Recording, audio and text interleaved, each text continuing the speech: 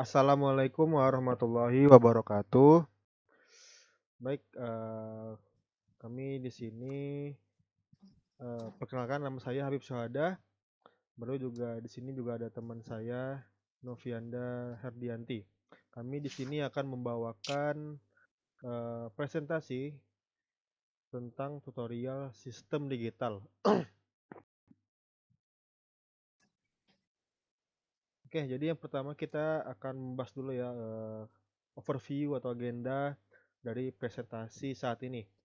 Nah, yang pertama nanti kita akan mempresentasikan tentang pendahuluan, baru pengantar sistem digital, jenis-jenis tutorial sistem digital, manfaat tutorial sistem digital, baru selanjutnya strategi menyusun tutorial sistem digital, selanjutnya pemilihan platform tutorial, kiat sukses dalam membuat tutorial sistem digital, proses pembuatan tutorial, lalu ada evaluasi kualitas tutorial, lalu selanjutnya contoh tutorial sistem digital, lalu ada saran dan tips penerapan dari tutorial sistem digital, dan terakhir nanti ada kesimpulan. Kita langsung saja pada bagian yang pertama tentang pendahuluan ya. Jadi di sini di pendahuluan kita ada definisi sistem digital dan pentingnya tutorial.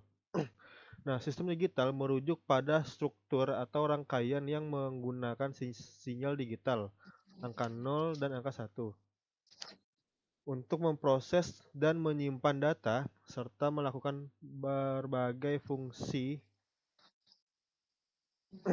Tutorial tentang sistem digital penting untuk memahami prinsip dasar, implementasi, dan manfaatnya dalam berbagai bidang. Selanjutnya, pentingnya tutorial dari sistem digital ini eh, karena memungkinkan pengguna untuk belajar dan memahami cara menggunakan sistem digital dengan efektif, serta memaksimalkan manfaatnya dalam kegiatan sehari-hari maupun dalam domain profesional, seperti dalam pekerjaan gitu ya.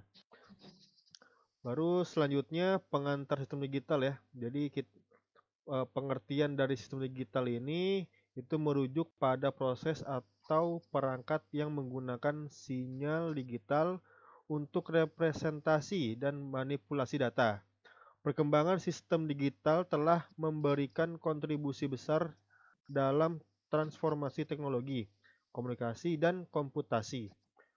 Nah, perkembangan dan manfaatnya itu sangat signifikan ya dalam efisiensi, kecepatan, akurasi, dan fleksibilitas. Tutorial akan membantu dalam memahami evolusi sistem ini dan memanfaatkannya secara optimal. Selanjutnya, jenis-jenis tutorial sistem digital ya. Jadi untuk penulisan tutorial sistem digital ini ada beberapa cara. Itu ada menyusun materi, penggunaan gambar dan video, baru juga bisa pengorganisasian konten. Nah, tutorial penggunaan sistem operasi. Tutorial ini bertujuan untuk memandu pengguna dalam menggunakan sistem operasi dengan efektif, mengoptimalkan fungsionalitasnya, dan menyelesaikan masalah umum yang mungkin timbul. Baru juga ada tutorial aplikasi perkantoran. Nah, tutorial ini memberikan panduan mengenai cara menggunakan aplikasi perkantoran seperti pengolahan kata, spreadsheet, dan presentasi untuk meningkatkan produktivitas dan kualitas kerja. Lalu selanjutnya ada tutorial pengembangan web. Nah, tutorial ini fokusnya itu pada langkah-langkah pengembangan web, mulai dari memahami dasar HTML dan CSS hingga pembuatan aplikasi web interaktif dengan JavaScript dan kerangka kerja atau framework yang relevan. Selanjutnya ya, di sini kita akan membahas tentang manfaat dari tutorial sistem digital. Itu ada 3, ada bisa meningkatkan produktivitas, mempermudah tugas, dan menghemat waktu dan biaya. Nah, kalau meningkatkan produktivitas itu maksudnya si tutorial tadi itu bisa membantu pengguna untuk bekerja lebih efisien dan produktif dengan memperoleh pemahaman yang mendalam mengenai alat-alat digital yang mereka gunakan. Lalu selanjutnya ada mempermudah tugas itu, yang awalnya itu kompleks mungkin pekerjaannya menjadi lebih mudah karena pengguna itu telah memiliki pengetahuan dan keterampilan yang diperlukan. Baru selanjutnya menghemat waktu dan biaya, itu maksudnya itu dia dengan tutorial ini pengguna tuh dapat menghemat waktu yang seharusnya digunakan untuk, mempelajari alat-alat digital secara mandiri.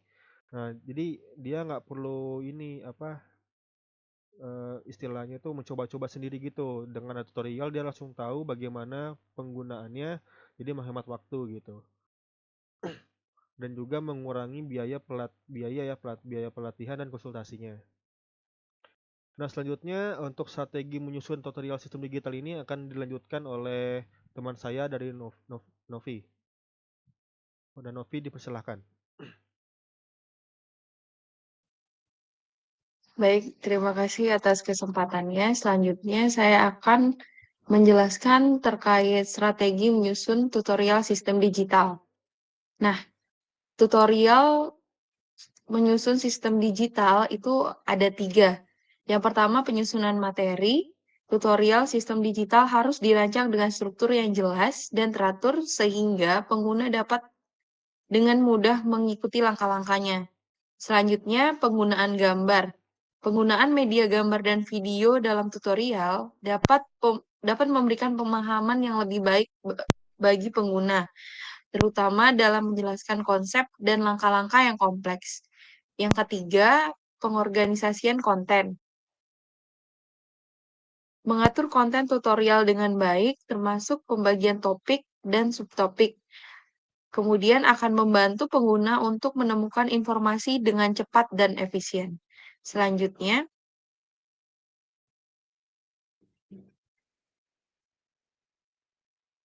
pemilihan platform tutorial. Di sini ada kelebihan dan kekurangan dari platform online dan offline.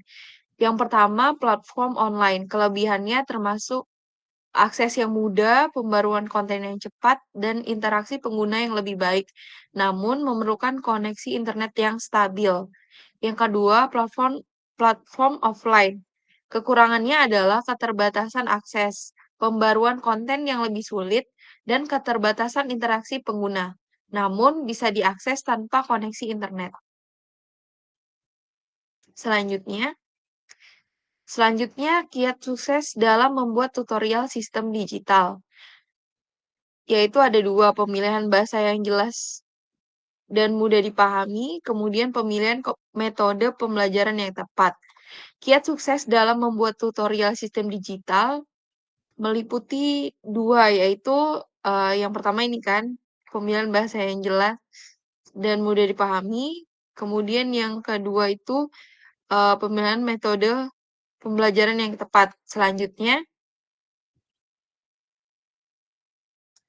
proses pembuatan tutorial sistem digital melibatkan tahap perencanaan untuk menentukan tujuan dan materi, penyusunan materi yang struktur dengan jelas, rekaman dan pengeditan yang berkualitas tinggi, serta publikasi yang memastikan aksesibilitas dan keterbacaan tutorial kepada pengguna.